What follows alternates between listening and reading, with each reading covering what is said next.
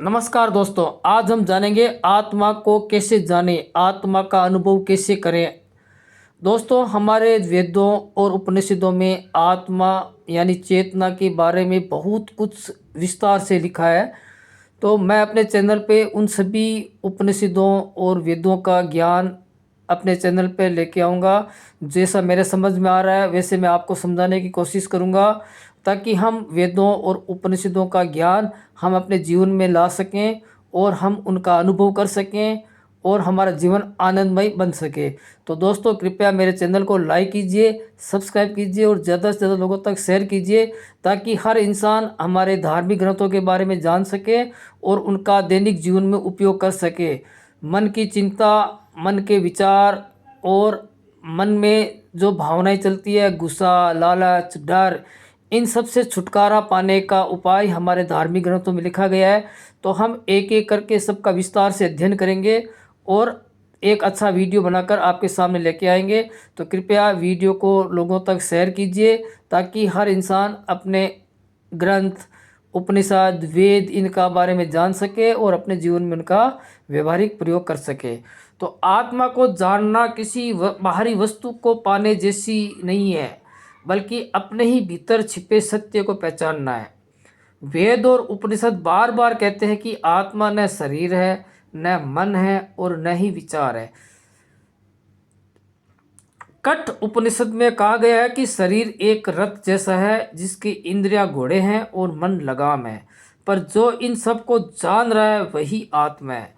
जब हम केवल शरीर और मन को ही मैं मान लेते हैं, तब आत्मा ढकी रह जाती है। आत्मा को जानने का पहला कदम यह है कि जो बदलता है वह मैं नहीं हूँ, क्योंकि आत्मा कभी बदलती नहीं है। जिस समय हमारा जन्म होता है धरती पर, तब से लेकर मृत्यु तक आत्मा का स्वरूप वैसा ही रहता है। हमारा शरीर अपनी अवस्था बदलता है, बचपन से जवानी, जवानी से बुढ़ापा और बुढ़ापे से मृत्यु। उसी तरह मन में भी हमारे लाखों, करोड़ों, अरबों, खरबों विचार आते रहते हैं, क्योंकि हमारा मन हर पल हर समय बदलता रहता है।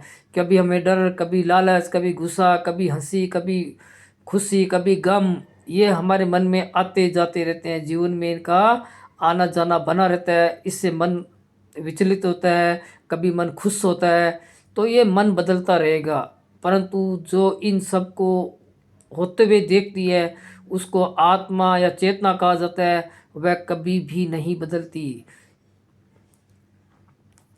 मुंडक उपनिषद बताता है कि आत्मा को आंखों से नहीं देखा जा सकता और न ही शब्दों से पूरी तरह समझा जा सकता है। यानी किसी भी ग्रंथ में आत्मा को पूरी तरह से समझाया नहीं जा सकता।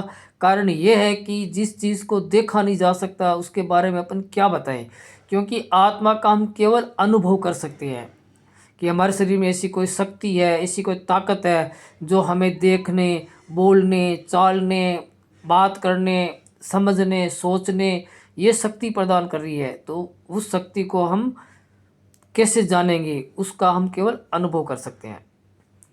मुंडक उपनिषद बताता है कि आत्मा आंखों से नहीं देखी जा सकती और न ही शब्दों से पूरी तरह समझी जा सकती। वह शुद्ध चेतना है जो हर अनुभव के पीछे सदा मौजूद रहती है। जैसे अंधेरे कमरे में दिया जलते ही सब दिखने लगता है, वैसे ही आत्मज्ञान होने पर जीवन स्पष्ट हो जाता है। इसके लिए बाहरी ज्ञान से अधिक अंतर्मुखी होना आवश्यक है। ध्यान, मौन और साक्षी भाव से मन को शांत किया जाए, तब आत्मा स्वयं प्रकट होती है। कहने का अर्थ सिर्फ इतना ही है कि हमें हर चीज़ पे ध्यान रखना है, अपनी श्वासों पे ध्यान रखना है, अपने हृदय की धड़कनों को ध्यान देना है, मतलब इनको देखना है। अपने शरीर में होने वाली हर क्रिया को देखना है। मन में जो विचार चल रहे हैं उनको देखने की प्रैक्टिस करनी है। जब गुस्सा है तो गुस्से को भी देखना है। जब आपको किसी बात की खुशी हुए, तब भी मन में जो भावनाएं आती है उसको देखने की कोशिश करो कि ये कहाँ घटित हो रही है, इनको कौन देख रहा है। जो देख रहा है वह आत्मा है, जो इनका प्रतिक्रिया कर रहा है, खुशी, गम, लालच, डर, वो मन है। मन और चेतना में ये सबसे बड़ा फर्क है। मन करने वाला, सोचने वाला होता है, जबकि आत्मा केवल साक्षी होती है, केवल देखने वाली होती है। वेद कहते हैं तत्वमसि, यानी वही तू है। जिस शांति, प्रेम, आनंद हम बाहर खोजते हैं वही हमारी आत्मा का स्वरूप है। आत्मा को जानने के लिए कुछ नया पाना नहीं, बल्कि जो झूठा है उसे छोड़ना होता है। जैसे जैसे अहंकार, भय और आसक्ति कम होती है, वैसे वैसे आत्मा की अनुभूति गहरी होती जाती है।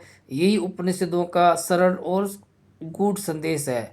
कहने का अर्थ यह है कि आत्मा को हम केवल अनुभव कर सकते हैं कि हमारे भीतर एक ऐसी शक्ति है जिसकी वजह से हम बोल रहे हैं, जिसकी वजह से हम चल रहे हैं, जिसकी वजह से हम सुन रहे हैं और जिसकी वजह से हम सोच रहे हैं। यानी हमारे मन में जो विचार आ रहे हैं उन सब को देखने वाली आत्मा है, और इनको ये जो शक्ति देती है वो भी आत्मा ही देती है, और आत्मा की वजह से ही हम जिंदा है। तो दोस्तों, आत्मा का अनुभव करने के लिए हमें क्या करना चाहिए? हमें एक शांत जगह बैठ जाना चाहिए सुबह जल्दी उठकर, ताकि हमें कोई दूसरा परेशान न कर सके। ऐसी शांत जगह बैठिए और अपने आप को 10 से 15 मिनट ऐसा टाइम दीजिए जिससे आप अपनी सांसों पे ध्यान लगा सको, अपने हृदय की धड़कनों पे ध्यान लगा सको और मन में चलने वाले विचारों को देख सको। जब धीरे धीरे अपन ये प्रैक्टिस करेंगे तो हमें जैसे जैसे होश हमारा बढ़ता जाएगा, चेतना की जागृति बढ़ती जाएगी और हमें आत्मा का अनुभव होने लगेगा। तो दोस्तों, ये वीडियो आपको कैसा लगा कमेंट में ज़रूर बताना। मेरे चैनल को लाइक करना, सब्सक्राइब करना और ज़्यादा से ज़्यादा लोगों तक शेयर करना, ताकि हर इंसान हमारे वेद, उपनिषद, गीता, जितने भी अच्छे अच्छे धार्मिक ग्रंथ है जिनका ज्ञान हमारे जीवन के लिए अनमोल है और जिसकी वजह से हम अपना जीवन चेंज कर सकते हैं। तो दोस्तों, प्लीज़ चैनल को लाइक करना, सब्सक्राइब करना और ज़्यादा से ज़्यादा लोगों तक शेयर करना। धन्यवाद दोस्तों।